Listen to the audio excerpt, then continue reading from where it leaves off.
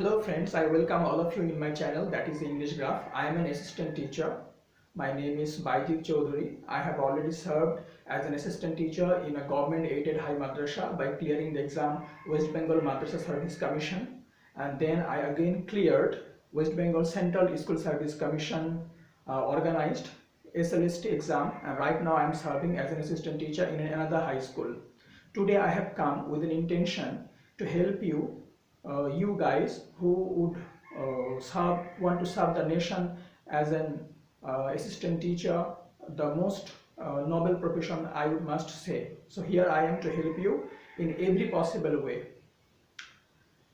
আমি এখানে তোমাদের প্রত্যেককে স্বাগতম জানাচ্ছি। আমি নিজে একজন অ্যাসিস্ট্যান্ট টিচার এবং আমি তোমাদেরকে সাহায্য করতে চাই যারা তোমরা পড়াশোনা করছো বাড়িতে, স্কুল সার্ভিস কমিশনের জন্য নিজেদেরকে প্রিপেয়ার করছো।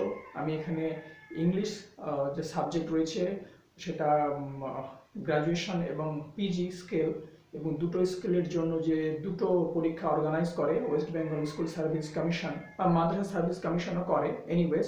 তো এখানে আমি ইংলিশের গ্র্যাজুয়েশনের সিলেবাস মানে যেটাকে পাস কোর্স বলা হতো এবং একই সঙ্গে তার পাশাপাশি অনার্স পিজির যে সিলেবাস দুটো নিয়েই আমি আলোচনা করব। তো অনার্স পিজি সিলেবাস বলো বা পাস কোর্সের সিলেবাস বলো, দুটোর ক্ষেত্রেই অনেক কিছু একই এবং বেশ কিছু কিছু জিনিস আলাদা রয়েছে। তবে পড়াশোনার স্ট্র্যাটেজিটা মোরাললেস দুটোর ক্ষেত্রে কম বেশি একই। তো আমরা যে সময় West Bengal school service commission বা মাদ্রাসা সার্ভিস কমিশন অর্গানাইজড এসএলএসটিতে বসেছিলাম সেই সময় পরীক্ষাটা ডেসক্রিপটিভ ছিল। তো ফরচুনেটলি অর আনফরচুনেটলি যেটাই বলো না কেন, এখন যে পরীক্ষাটা স্কুল সার্ভিস কমিশন বা মাদ্রাসা সার্ভিস কমিশন অর্গানাইজ করছে that is completely based on MCQ based. তো এমসিকিউ বেসড হওয়ার ফলে অনেকের মনে এই প্রশ্নটি জাগে বা অনেকে ভাবে যে এবার তাহলে আমাদের টেক্সটগুলো বেশি খতিয়ে বা ডিটেলসে পড়ার দরকার নেই, যেহেতু এসএলএসটি পরীক্ষা নিচ্ছে এমসিকিউ বেসড কোয়েশ্চেনের মাধ্যমে, তাহলে আমরা সারফেস লেভেলে একটা স্টাডি করে যাব বা আমরা শুধুমাত্র প্রত্যেকটা টেক্সটের যে এমসিকিউ বেসড কোয়েশ্চেনগুলো রয়েছে সেগুলো আমরা বিভিন্ন জায়গা থেকে কালেক্ট করে পড়বো। তো আমি প্রথমেই বলবো যে পড়াশোনার ক্ষেত্রে স্কুল সার্ভিস কমিশনে ক্লিয়ার করার ক্ষেত্রে তোমরা কিন্তু একটা জিনিস কখনোই ভুলে যেতে পারো না যে প্রাইমারিলি বা প্রিলিমিনারিলি তোমরা এই রিটেন টেস্টে পাস করার পরে তোমাদের কিন্তু আলটিমেটলি একটা ভাইভা ফেস করতে হবে এবং সেখানে কিন্তু তোমাদের যদি কোর কনসেপ্ট ওই টেক্সটগুলো সম্পর্কে ক্লিয়ার না থাকে তাহলে তোমরা কিন্তু সেখানে you would feel embarrassed in front of the board of interviewers এবং সেখানে প্রথমে একটি vital preliminary written test pass করে যাওয়ার পরেও সেখানে একটা খারাপ ইমপ্রেশনের জন্য তুমি কিন্তু মেধা তালিকা থেকে বলো বা ওই যে প্যানেল লিস্ট বলো সেখান থেকে তুমি কিন্তু এলিমিনেট হয়ে যেতে পারো। আরেকটি কথা অবশ্যই আমি বলবো, সেটা হলো যদিও বর্তমানে এই পরীক্ষাগুলো এমসিকিউ বেসড হচ্ছে, but unless you have a clear concept and core concept about the texts you can't face all the MCQ questions properly. তোমরা যদি এই তোমাদের সিলেবাসে সেটা গ্র্যাজুয়েশন হোক বা পিজি হোক, এই সিলেবাসে যে সমস্ত টেক্সটসগুলো কন্টেন্টসগুলো রয়েছে, নোভেল বলো বা শর্ট স্টোরি বলো বা ড্রামা বা poetry, whatever you say, unless you go through them in detail, তোমরা যদি এগুলো খুব ডিটেলে না পড়ো তাহলে কিন্তু এমসিকিউ বেসড অনেক প্রশ্নের উত্তর তোমরা করতে পারবে না।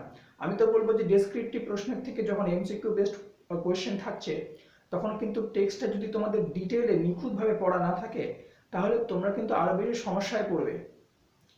তো এসএসসি বা ওয়েস্ট বেঙ্গল মাদ্রাসা সার্ভিস কমিশন WBMSC এই দুটো দ্বারা টিচার্স এর রিকমেন্ডেশন বা রিক্রুটমেন্টের জন্য যে পরীক্ষা হয় যেটা নিয়ে আমরা এখানে আলোচনা করছি, সেটার পড়ার একটা নির্দিষ্ট স্ট্র্যাটেজি রয়েছে। সেই স্ট্র্যাটেজিগুলো কি, স্কিলসগুলো কি, কিভাবে আমাদের টেক্সটগুলো পড়তে হবে, গ্রামার পোর্শনটা আমরা কিভাবে পড়বো, তারপরে আমরা এমসিকিউ প্রশ্নগুলো কিভাবে প্রস্তুত করব, টেস্টগুলো পড়ার ক্ষেত্রে শুধু কি আমরা টেক্সটটুকু পড়বো নাকি টেস্টের ব্যাকগ্রাউন্ড পড়বো, আর কি কি বিষয় পড়ার দরকার রয়েছে, এই সমস্ত অভিজ্ঞতাগুলো আমি what I have achieved myself I would like to share all this things with you. আমি নিজে এই অভিজ্ঞতাগুলো তোমার সঙ্গে শেয়ার করতে চাই বা তোমাদের সঙ্গে শেয়ার করতে চাই। আশা করি এই পরামর্শগুলোর দ্বারা তোমরা উপকৃত হবে। তাহলে দেখো শুরু করা যাক। এনিওয়েজ, প্রথম কথা হচ্ছে যে এখনকার এসএলএসটিটা এমসিকিউ বেসড। এমসিকিউ বেসড হওয়া সত্ত্বেও এখানে there is no substitute of detail reading.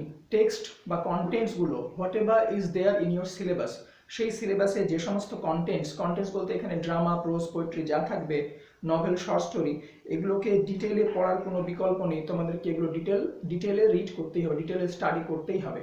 তাহলে প্রথম কথা হচ্ছে there is no substitute to detail reading, detail study. তাহলে প্রথম কথা ডিটেল স্টাডি করতে হবে। দ্বিতীয় কথা হলো ক্লোজ অ্যানালিসিস। ডিটেল স্টাডির পাশাপাশি তোমাদের প্রত্যেকটি লাইন, প্রত্যেকটি ফ্রেজ, প্রত্যেকটি stanza, each and every paragraph এর ডিটেল অ্যানালিসিস বা ক্লোজ অ্যানালিসিস করতে হবে। কবিতার ক্ষেত্রে ক্রিটিক্যাল অ্যাপ্রিসিয়েশন তোমরা পড়বে, আর গল্প বা নভেলের ক্ষেত্রে বা শর্ট স্টোরিজের ক্ষেত্রে প্রত্যেকটা প্যারার সেপারেট অ্যানালিসিস করে তোমাদের পড়তে হবে। আমি তোমাদের এগুলো পড়তে বা বুঝতে সাহায্য করব। এনিওয়েজ, এবং পড়ার সময় তৃতীয় ইম্পর্টেন্ট বিষয় হলো পড়ার সময় whenever we go through the lines we come across several information। আমরা যখন কবিতার লাইন বা গল্পগুলো পড়ি, গল্পের লাইনগুলো পড়ি, তখন আমরা অনেক ইনফরমেশন পাই। সেই ইনফরমেশনগুলো সাময়িকভাবে আমাদের মনে থাকলেও পরে কিন্তু সেই ইনফরমেশনগুলো আমরা ভুলে যাই। তাহলে এখানে you need to grow a habit of jotting down or noting down those information simultaneously at the time of reading the text. Text পড়ার পাশাপাশি ওই সমস্ত ডিটেল ইনফরমেশনগুলো তুমি পাশের একটি খাতায় অবশ্যই নোট করবে।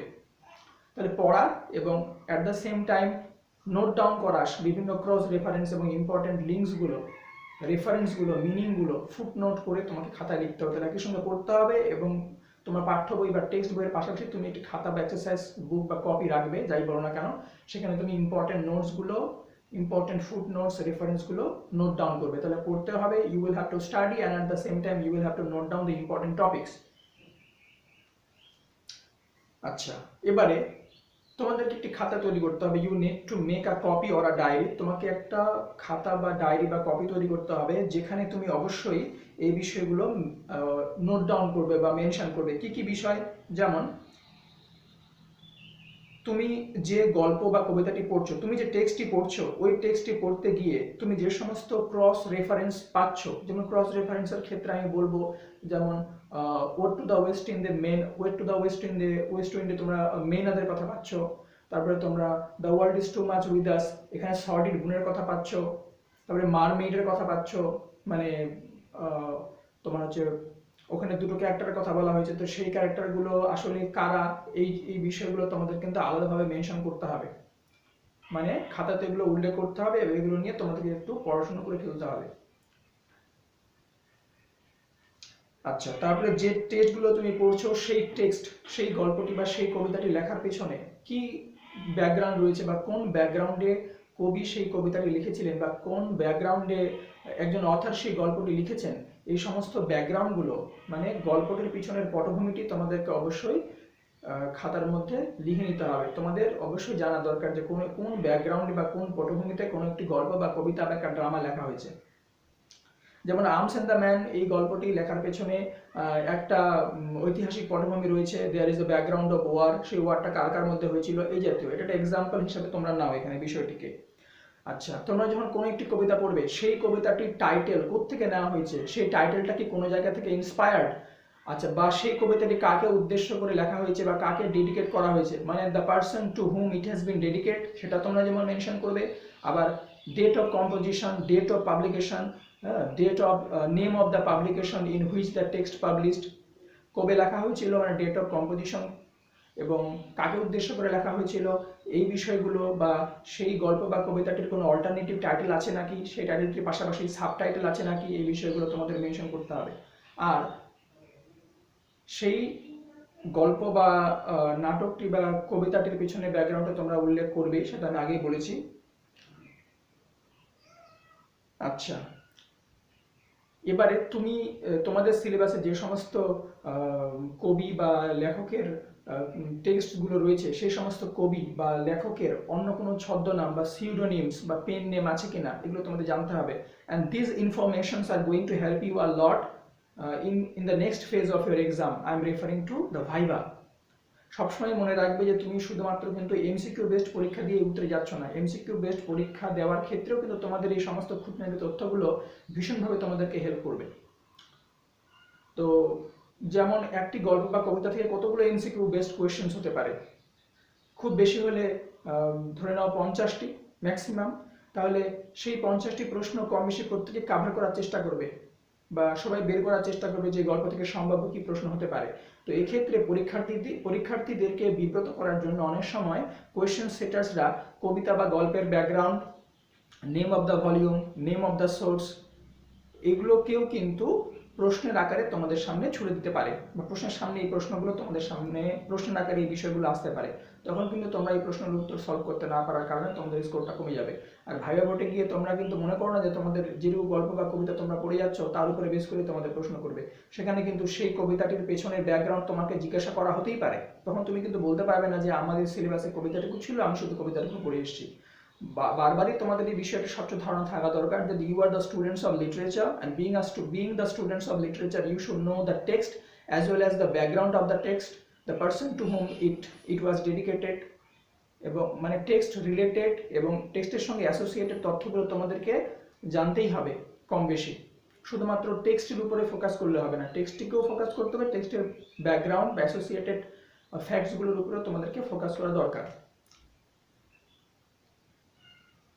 আমি অবশ্যই বলবো যে সমস্ত কবিতাগুলো তোমাদের সিলেবাসে রয়েছে, অনার্স পিজির ক্ষেত্রে হোক বা গ্র্যাজুয়েশনের ক্ষেত্রে হোক, তোমরা কবিতাগুলোর first stanza, last stanza, important lines এগুলোকে মেমোরাইজ করার চেষ্টা করবে। You should memorise the first stanzas, last stanzas, you can memorise the whole poem also, the important lines also, কারণ পরীক্ষাতে এটা তোমাদের ভীষণভাবে হেল্প করতে চলেছে। এবং suppose you are facing the interview and there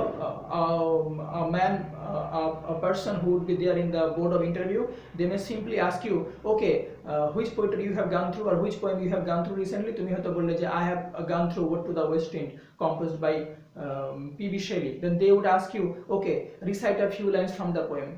তখন তুমি কি বলবে যে আমি এই কবিতাটি শুধুমাত্র পরীক্ষার দৃষ্টিকোণ থেকে পড়েছি, আমি কবিতাটি তো মুখস্থ করিনি। তাহলে এটা কিন্তু তোমার কাছ থেকে এক্সপেক্টেড না।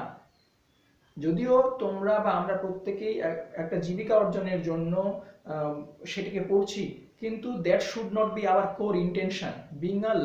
Being a student of literature you should also be a lover of literature. তোমার কাছ থেকে এটাই আশা করা হয়। আচ্ছা, এবারে তোমাদের সিলেবাস রিলেটেড লিটারারি টার্মস তোমাদের জানতে হবে। যেমন তোমাদের সিলেবাসে কবিতা রয়েছে, তাহলে কোনটা ওড কি, ব্যালাড কি, বা পোয়েট্রি বলতে কি বোঝায়, what is poem, what is sonnet, what is lyric, এই বিষয়গুলো তোমাদের, এই সমস্ত লিটারারি টার্মসগুলো সম্পর্কে তোমাদের একটি স্বচ্ছ ধারণা থাকা দরকার। আমি তো তোমাদের বলবো যে what is poem, what is poetry, what is lyric, what is ode, what is ballad, why don't you memorise this definitions of this things. M H. Abram বা অন্যান্য অনেক বইয়ে এই সমস্ত লিটারারি টার্মসগুলো ডেফিনেশন দেওয়া রয়েছে। তোমরা অবশ্যই এই ডেফিনেশনগুলো once in your life time you should memorise. তোমাকে অবশ্যই একবার মুখস্থ করে নেওয়া দরকার। তুমি নিজেকে সব রকম ভাবে প্রস্তুত করো। এনিওয়েজ, এবং তোমাদের সিলেবাসে এসে রয়েছে, তো তোমাকে প্রশ্ন করা হতেই পারে যে what is an essay, what do you know about the classification of essay. বারবারই বলবো তোমরা সার্বিক কথা ভেবে প্রিপারেশনটা নেবে। Prepare yourself from in a complete way, not in a what would I say, incomplete way. Incomplete way তে নিজেকে তোমরা প্রিপেয়ার করো না, তোমরা নিজেদেরকে একটা কমপ্লিট ওয়েতে প্রিপেয়ার করার চেষ্টা করো। Okay, keeping in mind the whole aspect of exam. এই পরীক্ষার পুরো বিষয়টিকে মাথায় রেখে নিজেকে প্রিপেয়ার করো। আমি তোমাদের একটা কথা বলি, এই লিখিত পরীক্ষার তবুও একটা সিলেবাস আছে, কিন্তু ভাইবার কোনো সিলেবাস নেই। There you are just exposed to the persons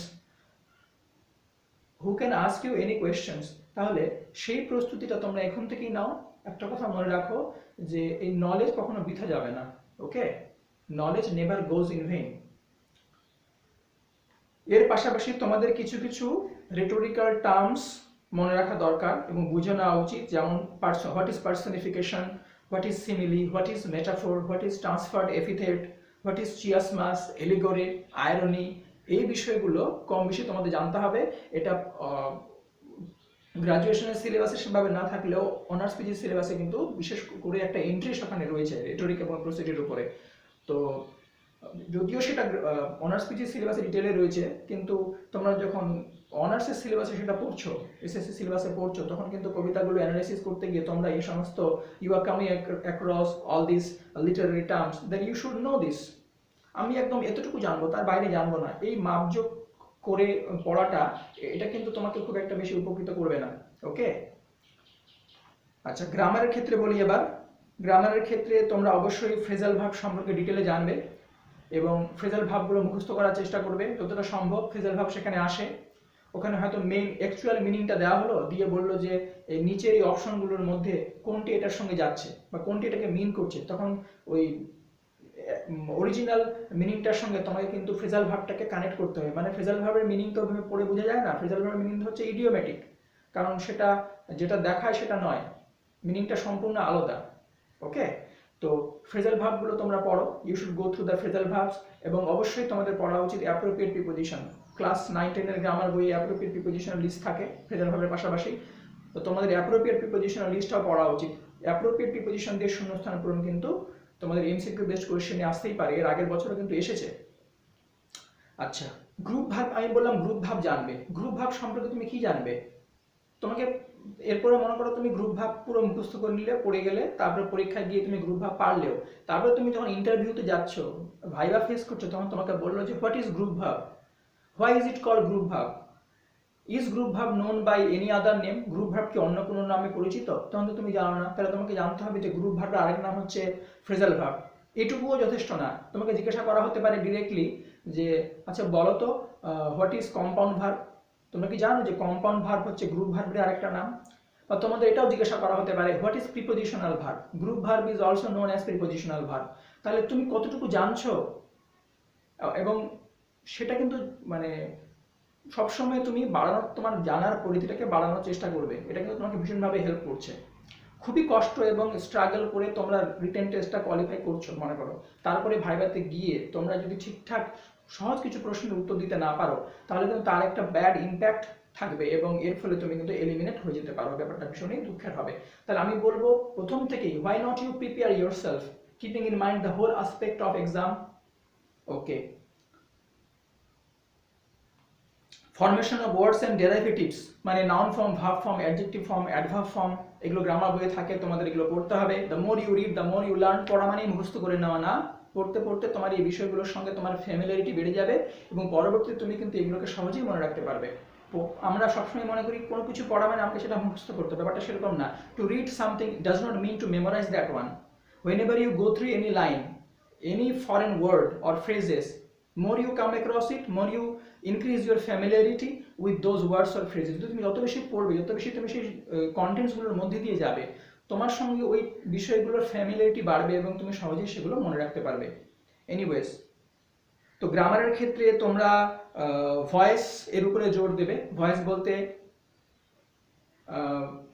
quasi passive voice, voice বলতে যেখানে প্রিপোজিশনগুলো শুধু বাই না অন্যান্য প্রিপোজিশন ব্যবহার হয়, টু যোগে টু প্রিপোজিশন যোগে ভয়েসের ব্যবহার, উইথ প্রিপোজিশন যোগে ভয়েসের ব্যবহার, এই বিষয়গুলো।